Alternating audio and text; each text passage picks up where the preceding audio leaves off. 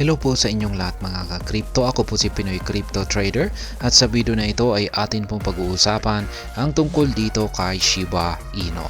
Kung saan ang sabi po rito ay from Singapore, Dubai to Australia, Shiba Inu Army decodes Kusama's cryptic travel clues. Kaya yan, ang sinusubukan daw po ng Shiba Inu Army or ang community ng SHIB na i-decode yung mga cryptic travel clues dito ni Ginoong Satoshi Kusama.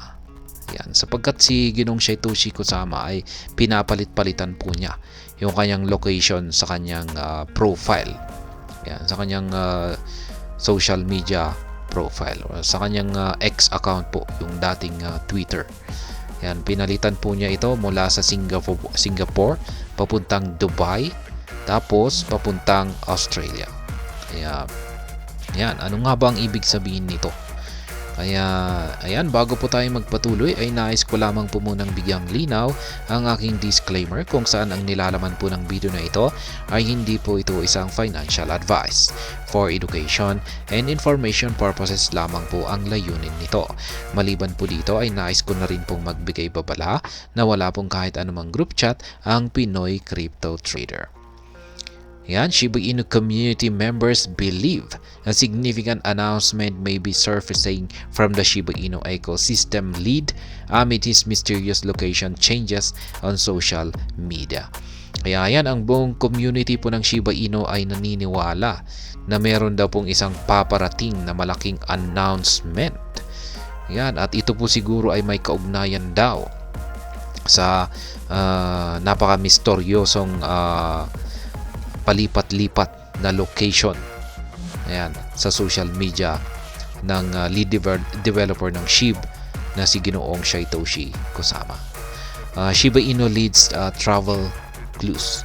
Recently, the spotlight has turned again to Satoshi Kusama, the elusive leader of the Shiba Inu development team, renowned for his cryptic actions and messages. Kaya yan, sabi rito ay nabaling na naman po yung atensyon ng mga SHIB community dito kay Ginoong Satoshi Kusama. Yan, sa mga hindi po nakakakilala kay Ginoong Satoshi Kusama, maliban po sa pagiging leader ng SHIB, yan, ng leader ng mga team developers, ay kilala na rin po siya dahil sa kanyang mga cryptic actions at saka mga messages.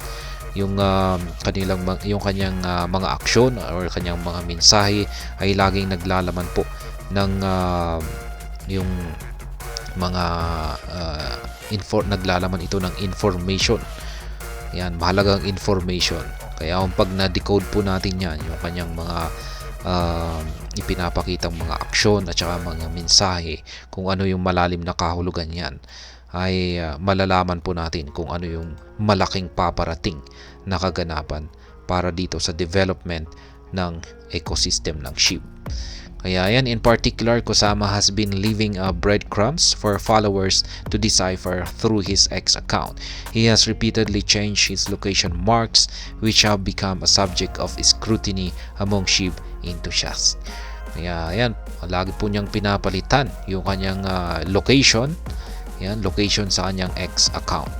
At mukhang ito ay may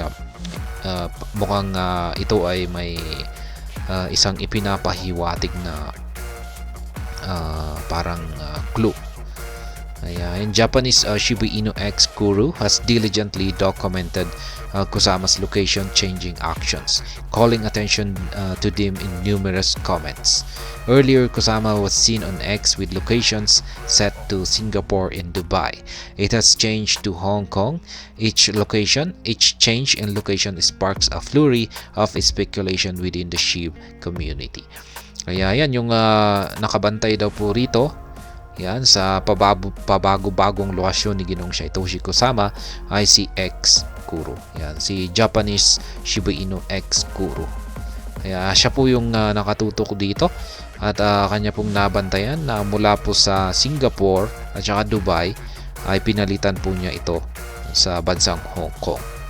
Kaya Yan, interestingly, at the time of reporting, Saitoshi's ex-location is now New South Wales, Australia. Kaya yan, no, mula nung nailabas po ang balita na ito, ay ang kasalukuyang lokasyon po ni Ginoong Saitoshi Kusama sa ngayon ay sa New South Wales, sa bansang Australia na po ito. Yan, may screenshot po tayo rito. Yan, Byron Bay, New South Wales, Australia. From Singapore to Dubai to Hong Kong and now to Australia, this continuous shift has perplexed the SHIB community. Why Saitoshi Kusama? Asked an enthusiast while commenting on where is Saitoshi Kusama? Asked an enthusiast while commenting on Kuro's tweet. In response, Kuro remarked, "I don't know the answer, but he is hinting at something about SHIB." Kaya yan. Mukhang yung mga lokasyon na ito ay hindi naman po siguro nagta-travel itong si Ginoong Saitoshi Kusama sa mga bansang ito. Ngunit pinapalitan lamang po siguro niya ito dahil meron po siyang binibigay na mga hint or mga palatandaan. Yan, na may kaugnayan dito sa isang malaking development po siguro ito para kay SHIB. Kaya yan. He is hinting at something about SHIB. I don't know the answer. Kaya yan, ganun din po yung opinion dito ni Kuro SHIB Army. Meron pong binibigay na palatandaan itong si Ginoong Saitoshi Kusama para sa lahat. Whether these travels hint at impending development within the SHIB ecosystem remains to be seen. Pero yan, hindi po tayo nakakasiguro kung pag yung kanyang papalit-palit na mga lokasyon ay kung meron ba talagang kaugnayan ito sa mga developments na nagaganap dito sa ecosystem ng SHIB. Saitoshi Kusama's ambitious timeline. Meanwhile, Lucy, the content marketer for the Shiba Inu ecosystem, has shared glimpses from her recent meeting with Saitoshi Kusama. Although she refrained from divulging specifics, Lucy hinted at Kusama's ambitious timeline to bring all Shiba Inu's proposed initiatives to fruition.